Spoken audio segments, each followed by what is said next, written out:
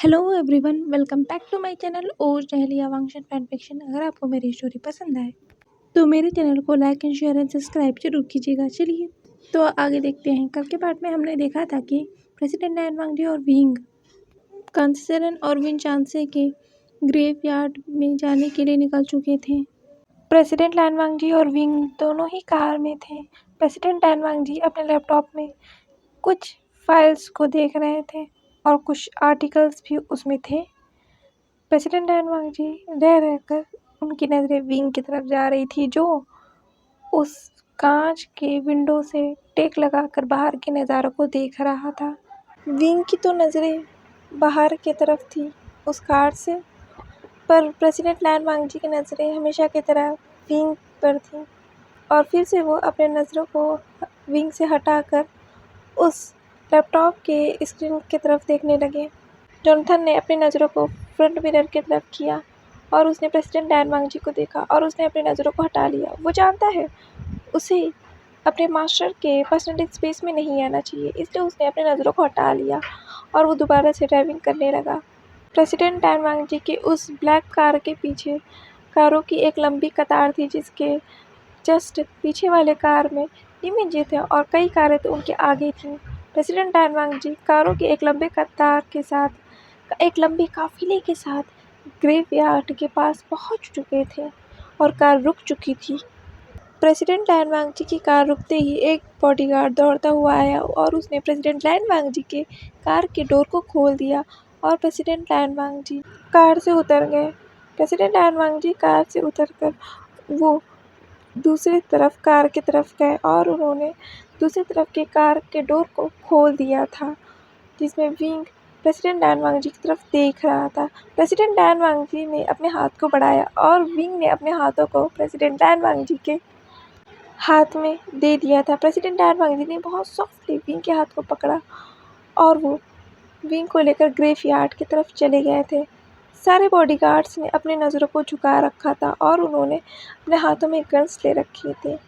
President लैन वांगजी के guards ने उस ग्रेवयार्ड को चारों तरफ से घेर लिया था। उस ग्रेवयार्ड में एक चर्च भी था, जहाँ का प्रीस्ट उस चर्च से बाहर निकलकर प्रेसिडेंट लैन वांगजी की तरफ देख रहा था। उसने प्रेसिडेंट लैन वांगजी को बो किया और उसने कहा, प्रेसिडेंट, मुझे पता था आप हमेशा की तरह ज़रूर आएंगे।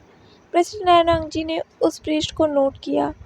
उस प्रीस्ट ने विंग की तरफ देखा और कहा, आपका भी स्वागत है। पर विंग ने कुछ नहीं कहा, विंग उसे देख रहा था। विंग ने प्रेसिडेंट लैन वांगजी के हाथों को कसकर पकड़ रखा था और जब उसने उस प्रीस्ट को देखा तो वो थोड़ा पीछे हो गया था। उसने प्रेसिडेंट लैन वांगजी के हाथों को और कसकर पकड़ लिया। उस प्रीस्ट ने कहा, प्रेसिडेंट, आप हमेशा अकेले आते हैं, क्या ये आपका कोई स्पेशल वन है? उस प्रीस्ट ने विंग को देखकर कहा। प्रेसिडेंट लैन वांगजी ने विंग के हाथों को टाइटली पकड़कर कहा, ये मेरा ओमेगा है। पहली बार प्रेसिडेंट लैन वांगजी ने विंग को अपना ओमेगा कहा था। विंग प्रेसिडेंट लैन वांगजी की तरफ देख रहा था। ओमेगा? ये विंग ने अपने मन में कहा था। प्रेसिडेंट लैन वांगजी इस ग्रेवयार्ड में हमेशा आते रहते हैं। जब भी उनका दिल उदास होता है वो अपने मॉम डैड के पास आते हैं और प्रेसिडेंट लैन वांगजी अब विंग के मॉम डैड से मिलने आते हैं। जब से प्रेसिडेंट लैन वांगजी ने अजेलिया से विंग के मॉम डैड के बॉडी को यहाँ पे, उनके ग्रेवयार्ड को यहाँ पे बनवाया है, तब से वो जो प्रीस्ट है प्रेसिडेंट लैन वांगजी को बहुत लंबे समय से जानता है। और जब भी प्रेसिडेंट लैन वांगजी इस ग्रेवयार्ड में आते हैं तो वो हमेशा अकेले ही आते हैं, पर आज उनके साथ कोई है। ये सुनकर तो वो प्रीस्ट शॉक्ड हो गया था। वो शॉकिंगली विंग को तरफ देख रहा था। प्रेसिडेंट लैन वांगजी विंग को लेकर आगे बढ़ गए, ग्रेवयार्ड की तरफ जाने लगे। वो प्रीस्ट वहीं डम्फाउंडेडली खड़ा रह गया था और वो प्रेसिडेंट लैन वांगजी और विंग को जाते हुए देख रहा था। प्रेसिडेंट लैन वांगजी के गार्ड्स ने उस पूरे चर्च और ग्रेवयार्ड को घेर लिया था। सभी के हाथों में गन्स थे और बहुत सिक्योरिटी टाइट थी वहाँ की। प्रेसिडेंट लैन वांगजी और विंग कांसेरन और वी चांसी के ग्रेव के पास पहुँच चुके थे। उस ग्रेव के कुछ दूरी में ही प्रेसिडेंट लैन वांगजी ने विंग के हाथों को छोड़ दिया था और वो प्रेसिडेंट लैन वांगजी विंग को स्पेस देना चाहते थे। प्रेसिडेंट लैन वांगजी वहाँ से चले गए थे और विंग अपने मॉम डैड के ग्रेव को देखकर उसके आंखों से आंसू निकल गए। विंग धीरे धीरे चलकर कांसी सेरेन और वी चांसी के ग्रेव के पास गया और वो वहाँ बैठ गया। उसने अपने सर को कांसी सेरेन के ग्रेव पर रख दिया और उसने कहा, मॉम, आपने मुझसे झूठ बोला, आपने मुझसे झूठ बोला मॉम, आप मुझे छोड़ के चली गई। आप इसीलिए छोड़ के चली गई ना क्योंकि आप मुझसे नफ़रत करती हो। हाँ, आप मुझसे नफ़रत करती हो, इसीलिए तो आप मुझे छोड़ के चली गई। आपने मुझसे झूठा प्रॉमिस किया था ना, ये झूठ था कि आप मेरे पास आओगी। आप तो कभी आई ही नहीं। अब नहीं है मॉम, डैड ने भी, आपने भी मुझसे झूठ बोला। सब ने मुझसे झूठ बोला। आप दोनों ही ने मुझसे झूठ बोला। आप दोनों मुझे छोड़ के चले गए। आप ऐसे कैसे कर सकते हो, कैसे? विंग उस ग्रेव के पास फूट फूट कर रोने लगा। प्रेसिडेंट टैन वांग जी उस पेड़ के पीछे खड़े होकर विंग के सिसकने की आवाज़ों को सुन सकते थे। प्रेसिडेंट टैन वांग जी और ज़्यादा उस जगह रुक नहीं पाए। प्रेसिडेंट टैन वांग जी विंग के पास चले गए और उन्होंने विंग को हक कर लिया। उन्होंने कहा, नहीं, तुम्हारे मॉम डैड तुमसे नफ़रत नहीं करते हैं, तुमसे बहुत प्यार करते हैं विंग, इसीलिए तो उन्होंने ऐसा किया। तुम समझ रहे हो ना विंग? प्रेसिडेंट टैन वांग जी ने अपने दोनों हाथों को विंग के फेस पर रख दिया और वो विंग के छोटे से फेस को देखकर कह रहे थे, वो तुम्हें बचाना चाहते थे विंग, वो तुम्हें सेव करना चाहते थे, प्रोटेक्ट करना चाहते थे, इसीलिए उन्होंने ऐसा किया। तुम मुझसे नफ़रत नहीं कर सकते। विंग ने अपने सिर को हिलाते हुए कहा, मैं नफ़रत नहीं करूँगा, मैं नफ़रत नहीं करूँगा, पर वो मुझे छोड़ के चले गए। प्रेसिडेंट टैन वांग जी ने विंग को फिर से हक कर लिया और कहा, मैं हूँ विंग, मैं तुम्हारे साथ हमेशा रहूँगा, हमेशा। प्रेसिडेंट टैन वांग जी और विंग काफ़ी घंटों तक वहाँ रहे। प्रेसिडेंट टैन वांग जी विंग को कंसोल कर रहे थे और विंग प्रेसिडेंट टैन वांग जी के बाहों में फूट फूट कर रो रहा था। वो बहुत रो रहा था, बहुत ज़्यादा रो रहा था। वो सिसक रहा था, सिसक कर रो रहा था। आखिर उसने अपनी फैमिली को खोया है तो उसे दर्द भी उतना ही होना था जितना उसे प्यार मिला है, उसे तो होना ही था। प्रेसिडेंट टैन वांग जी विंग के दर्द को समझ सकते थे क्योंकि उन्होंने भी तो अपने पेरेंट्स को खोया है ना, तो वो विंग के दर्द को समझ सकते थे। देखते ही देखते वो दिन भी आ गया था जब लैन ज़िचैन और ज़िही की वेडिंग थी। लैन ज़िचैन और ज़िही बोझ ले रहे थे और प्रेसिडेंट टैन वांग जी उन बोझ को होते हुए देख रहे थे। उनके साथ भी ऐसा ही हुआ था, उन्होंने भी विंग के साथ बोझ लिए थे। वो दिन भी कितना खूबसूरत था ना, जब विंग उनके लाइफ में आया था, कितना खूबसूरत दिन था ना। पर प्रेसिडेंट टैन वांग जी को याद है, विंग उस वक्त खुश नहीं था, उसके आंखों में आंसू थे उस दिन। ज़िही और लैन ज़िचैन की तरह वो खुश नहीं थे, उनकी वेडिंग नॉर्मल वेडिंग नहीं थी। प्रेसिडेंट टैन वांग जी के एक दिल में एक कसक उठ हुई, काश उनकी और विंग की वेडिंग भी एक नॉर्मल वेडिंग होती। पर प्रेसिडेंट टैन वांग जी ने सोचा, वो ऐसा क्यों सोच रहे हैं, वो तो कभी वेडिंग करना ही नहीं चाहते थे ना। उन्हें विंग की याद आ गई या वो विंग को याद करने लगे कि विंग घर पे अकेला है। प्रेसिडेंट टैन वांग जी अभी तो विंग के पास से आए हैं। हाँ, प्रेसिडेंट टैन वांग जी अभी विंग के पास से आए हैं और विंग को अभी भी वो याद कर रहे हैं। विंग की उन्हें फ़िक्र सताने लगी। प्रेसिडेंट टैन वांग जी ज़्यादा देर उस वेडिंग में रुक नहीं पाए और वेडिंग के होते ही वो वहाँ से चले गए। प्रेसिडेंट टैन वांग जी लैंड पैलेस पहुँच चुके थे और कार का एक लंबा काफिला फिर से रुक चुका था लैंड पैलेस के सामने। प्रेसिडेंट टैन वांग जी कार से उतरकर लैंड पैलेस के अंदर गए और वो लैंड पैलेस के अंदर जाते ही सीधे जिंगशी में गए जहाँ उनका रूम था। प्रेसिडेंट टैन वांग जी ने अपने रूम को खोला जहाँ विंग अपने बेड पर बैठा हुआ था, वो देख सकते थे विंग को। प्रेसिडेंट टैन वांग जी ने अंदर आते हुए कहा, विंग ने अपने नज़रों को उठाकर प्रेसिडेंट टैन वांग जी के सामने देखा। प्रेसिडेंट टैन वांग जी ने कहा, तुम ठीक हो? विंग ने अपने सिर को हिलाया।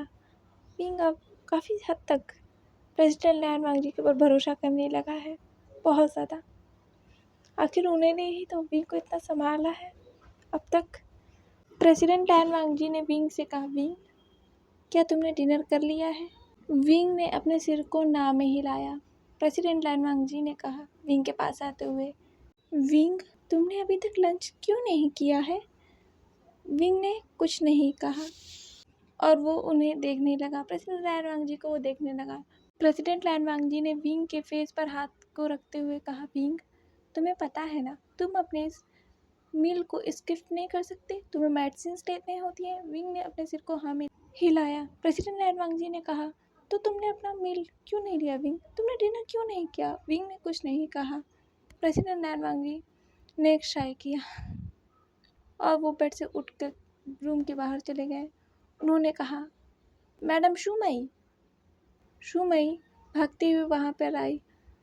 उन्होंने प्रेसिडेंट लैन वांगजी को ग्रीट किया और कहा, प्रेसिडेंट लैन वांगजी ने कहा, विंग ने अभी तक डिनर क्यों नहीं किया है? मैंने आपसे कहा था कि विंग का ख्याल रखिएगा, उसकी मील स्किप नहीं होनी चाहिए। मैंने कहा था आपसे, मिसेस शुमई। शुमई ने कहा, प्रेसिडेंट, मैंने मिसेस लैन से कहा था कि वो डिनर कर लें। मैंने कई बार कहा, पर उन्होंने डिनर किया ही नहीं। आप जानते हैं ना, वो बिना आपके डिनर नहीं करते हैं। वांगजी ने कहा, ठीक है, डिनर लगाइए, मैं विंग को लेके आ रहा हूँ। प्रेसिडेंट लैन वांगजी फिर से रूम के अंदर चले गए और उन्होंने विंग के पास जाकर उस बेड पर बैठकर कहा, विंग, क्या तुमने इसीलिए डिनर नहीं किया कि तुम मेरा इंतज़ार कर रहे थे इसलिए? विंग ने अपने सिर को हिलाया। प्रेसिडेंट लैन वांगजी ने कहा, तुम मेरा इंतज़ार मत किया करो विंग, मैंने कहा है ना, तुम मेरा इंतज़ार मत किया करो, तुम्हें मेडिसिन लेनी होती है ना, तुम्हारी से तबीयत खराब हो जाएगी विंग। विंग ने कुछ नहीं कहा। प्रेसिडेंट लैन वांगजी ने कहा, ठीक है, आपसे तुम ऐसा मत करना, मैंने कई बार कहा है, ठीक है, तुम अपना डिनर टाइम पे किया करो, ठीक है, अपने मील टाइम पे लिया करो। विंग ने अपने सिर को नोट किया और प्रेसिडेंट लैन वांगजी ने कहा, ठीक है, मैं फ्रेश होकर आता हूँ, तो हम दोनों साथ में चलते हैं डिनर करने। प्रेसिडेंट लैन वांगजी उसके बाद चले गए वॉशरूम में। उन्होंने बाथ लिया और वो कपड़े बदल कर आए और विंग को देखा। प्रेसिडेंट लैन वांगजी ने कहा, विंग, चलो हम दोनों डिनर करने चलते हैं। प्रेसिडेंट लैन वांगजी और विंग सीढ़ियों से उतरकर डाइनिंग टेबल की तरफ आए। सारी मेड्स और शुमई विंग और वांगजी को एक साथ देख सकती थी। वो उन दोनों को एक साथ देखकर खुश थी। मिसेस लैन हमारे साथ कंफर्टेबल हो रही हैं, शुमई ये सोच रही थी।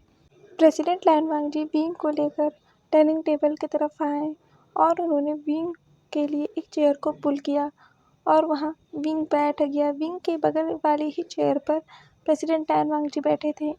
आज पूरा डाइनिंग टेबल खाली था।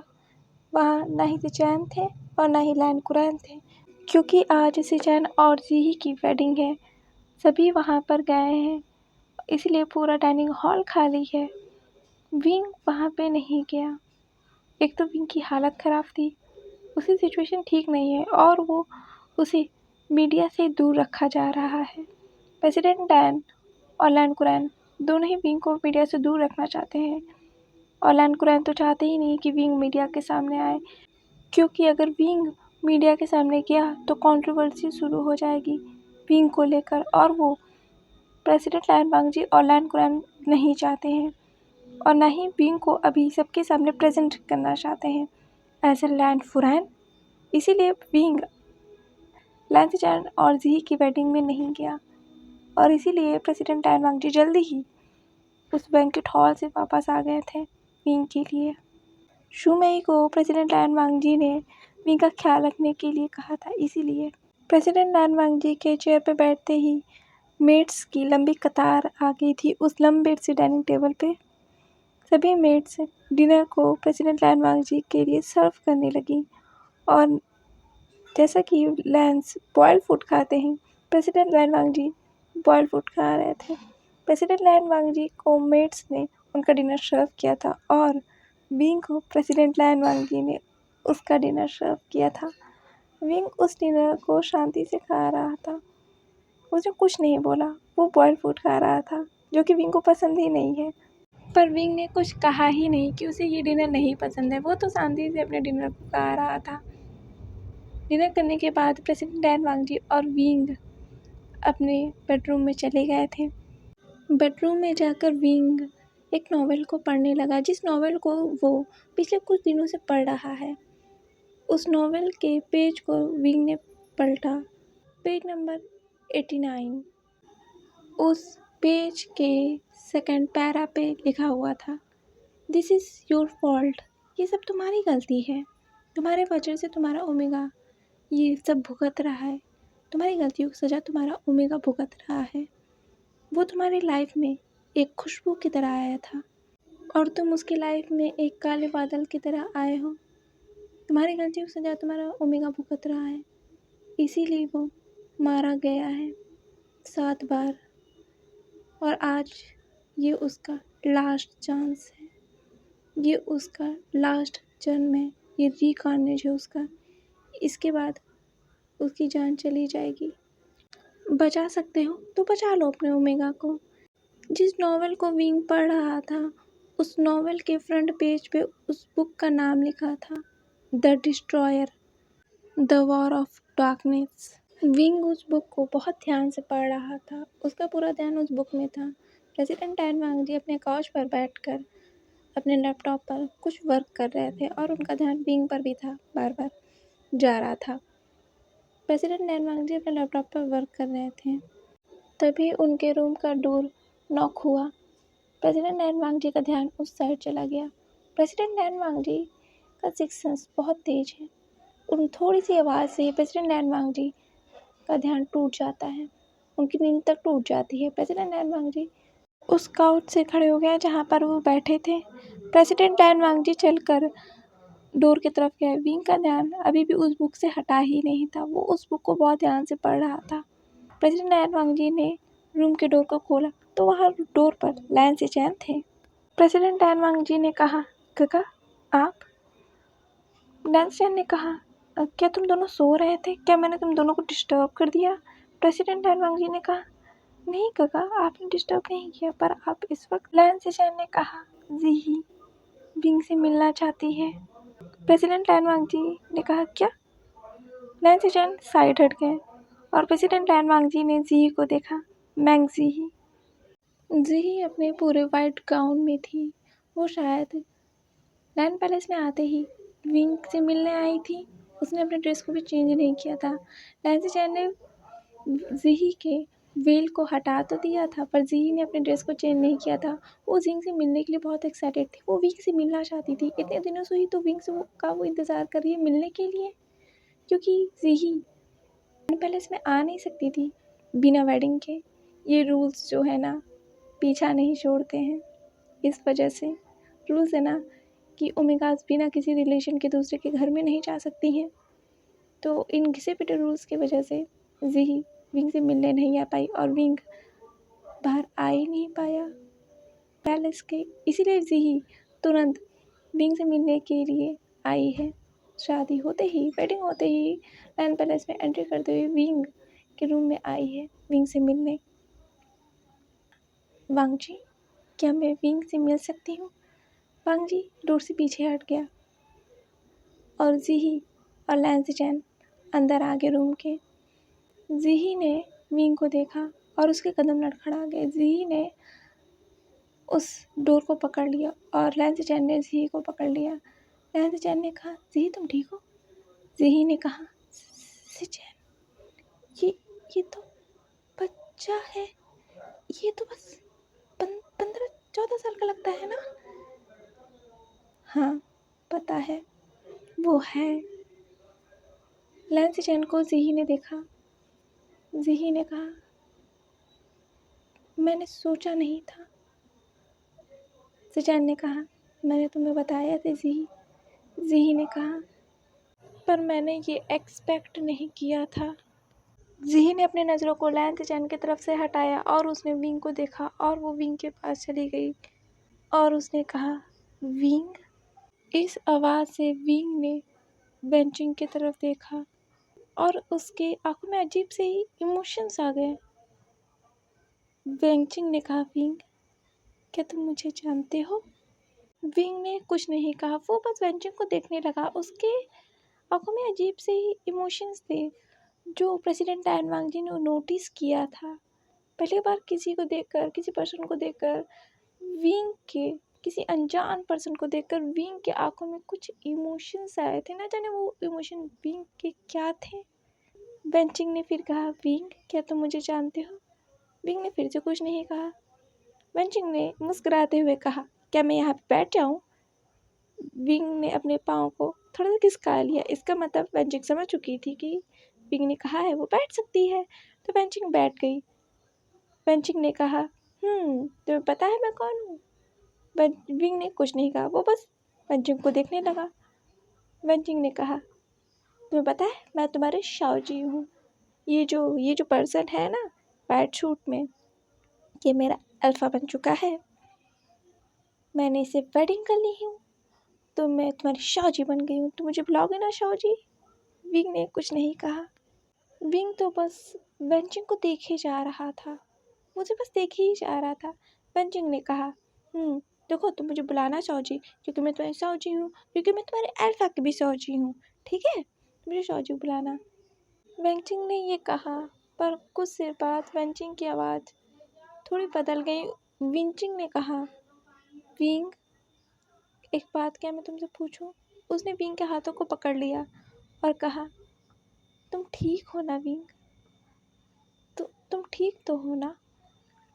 विंग ने कहा, आपके ओमेगा फ्रेग्रेंस फेरोमोन्स मेरे मॉम की तरह है, उनकी तरह लगते हैं आपके ओमेगा फेरोमोन्स। वेंचिंग के आंखों में आंसू आ गए, एक आंसू की परत आ गई और उसके आंखों से एक बूंद आंसू पे गिर गई।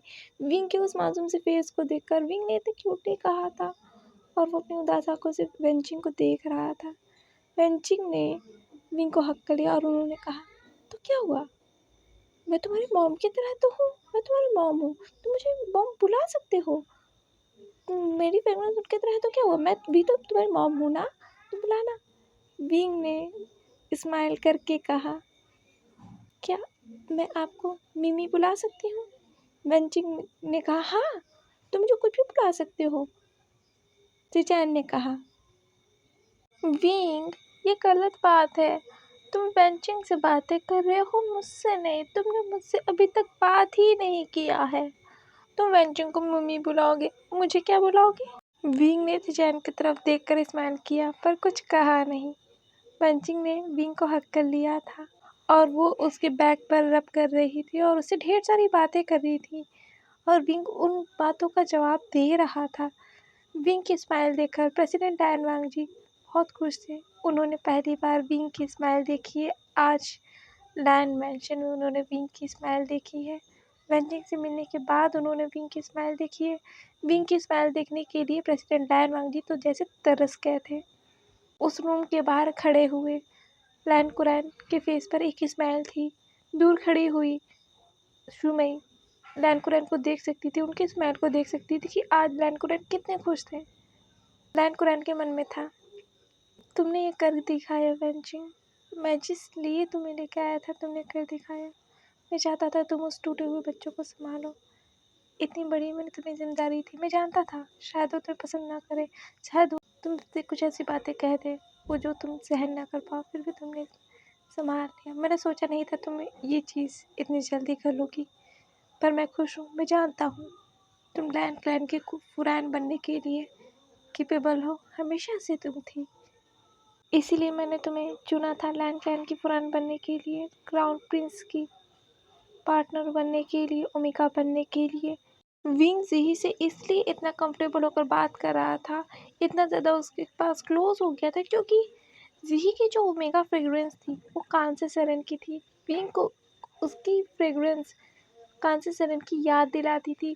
वो मदरली वार्म फील करवा रही थी जो विंग ढूंढ रहा था। पिछले कुछ महीनों में वो ढूंढ रहा था जो मदरली फील, जो मदरली वार्मथ वो मैडम यू भी नहीं दे पाई थी। वो फील, वो मदरली वार्मथ जी ने विंग को फील करवाया था। ये विंग की लाइफ का सबसे बड़ा टर्निंग पॉइंट था। प्रेसिडेंट लैन वांग जी और जी विंग के लाइफ में किसी एंजल्स की तरह आए थे जिसने विंग की लाइफ को मोड़ कर रख दिया था। विंग की लाइफ बदल गई थी। विंग बहुत खुश रहने लगा था। विंग को एक नई फैमिली मिल गई थी, वो एक हैप्पी फैमिली जो विंग के पास थी उसके पास दोबारा आ गई थी। विंग बहुत खुश था इस लाइफ में, वो बहुत ज़्यादा खुश था। वो पहले की तरह हंसता था, मुस्कुराता था, पूरे लैंड पैलेस में दौड़ता रहता था और प्रेसिडेंट लैन वांग जी विंग के पीछे भागते रहते थे। लिटरली वो विंग के पीछे भागते रहते थे। विंग जो शैतानियाँ जो करने लगा था, हाँ विंग बहुत शैतानियाँ करने लगा है पहले की तरह। जैसे वो पहले कांचीचरण और पिचान से एक तरह करता था, बिल्कुल वैसे ही वो बहुत ज़्यादा शैतान हो गया है। लायन कुरान से दोस्त भी बहुत बनने लगी है और वो जी को मिमी मिमी कह के उसके आगे पीछे घूमता रहता है और जी विंग के शैतानियों में भागीदारी भी निभाती है और दोनों फैंस जैन को बहुत ज़्यादा परेशान भी करते हैं। जी विंग के साथ बहुत घूमा भी करती थी पूरे वुसू में। वो दोनों घूमते रहते थे। जी ने पूरा लैंड पैलेस विंग को दिखाया था और पूरा वुसू दिखाया था। वुसू विंग को बहुत खूबसूरत लगा था। वहाँ बर्फ़ पड़ती थी, विंग को हमेशा सर्दी भी हो जाती थी इस वजह से, क्योंकि विंग इस इन्वायरमेंट में रहा नहीं है ना, इस वजह से उसे सर्दी हो जाती है। उसे बहुत जल्दी सर्दी हो जाती है, उसे ज़ुकाम हो जाता है, उसे फ़ीवर हो जाते हैं। इसलिए प्रेसिडेंट लैन वांग जी विंग को लेकर बहुत स्ट्रिक्ट रहते हैं और जिससे विंग परेशान रहता है उसे नहीं करना होता है। विंग जी के साथ कितना भी बाहर जाए पर प्रेसिडेंट लैन वांग जी की नज़रें हर वक्त विंग की तरफ होती थी। प्रेसिडेंट लैन वांग जी की को विंग के हर एक अपडेट मिलती थी। विंग कब जा रहा है, किस वक्त जा रहा है, कहाँ जा रहा है, किन लोगों से मिला, किस टाइम मिला, हर चीज़ की अपडेट प्रेसिडेंट लैन वांग जी को होती थी। प्रेसिडेंट लैन वांग जी की नज़रें हमेशा विंग पे होती थी। हमेशा उनके गार्ड्स हमेशा विंग के पास रहते थे, फैले होते थे विंग की तरफ। विंग को पता ही नहीं चलता था कि विंग के प्रेसिडेंट लैन वांग जी के गार्ड्स कौन से हैं। यहाँ तक कि जी को भी नहीं पता चलता था।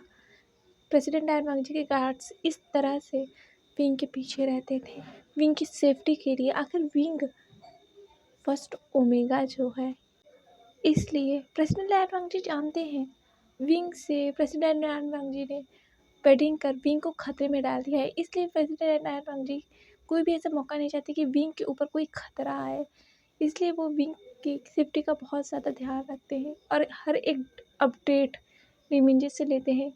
नीमिन जी के ऊपर प्रेसिडेंट लैन वांग जी बहुत भरोसा करते हैं और ये नीमिन जी की जिम्मेदारी थी कि प्रेसिडेंट लैन वांग जी के ओमेगा की सेफ्टी का ध्यान नीमिन जी रखेंगे और वो बखूबी रखते हैं।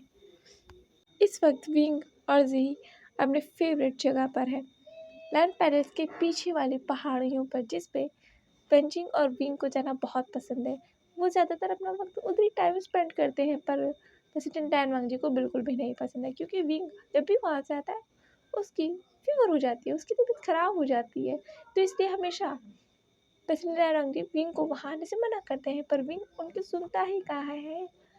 वो अपने साथ साथ वेंजिंग को भी फंसा देता है, जैसे आज भी वेंजिंग डरी हुई है। वेंजिंग पास के पत्थर पर बैठी हुई है और उसके बगल में शुमई है और विंग जो है वो जो वाटरफॉल है उससे जो नदी है उसमें है और उसमें वो फिशेस को पकड़ने की कोशिश कर रहा है।